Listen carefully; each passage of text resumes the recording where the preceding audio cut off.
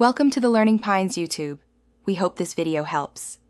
You start by confirming the PDF is final and optimized. Check file name, size, and searchable text. Once done, pick hosting, cloud storage, your web server, or a file sharing service, because each affects link stability and access controls. Make sure to set permissions now, public link for wide sharing or token-based for restricted access.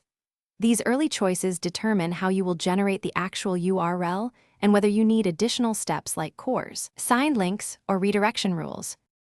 Upload the PDF using the method appropriate to your host, drag and drop for Web UI or FTP/S3CLI for large or automated uploads, because reliability matters. After upload, create the shareable URL.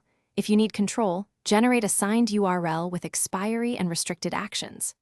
Once you have a link, test it immediately in an incognito window and on mobile to verify access, load time, and rendering. If it fails, troubleshoot permissions, MIME type, or redirect rules before moving on. Now share or embed the URL. Send it via email, post on social, or embed with an iframe or anchor tag depending on your use case. If you embed, consider a viewer service with parameters for page, zoom, or download disabled so users get the intended experience. Finally, one key troubleshooting tip.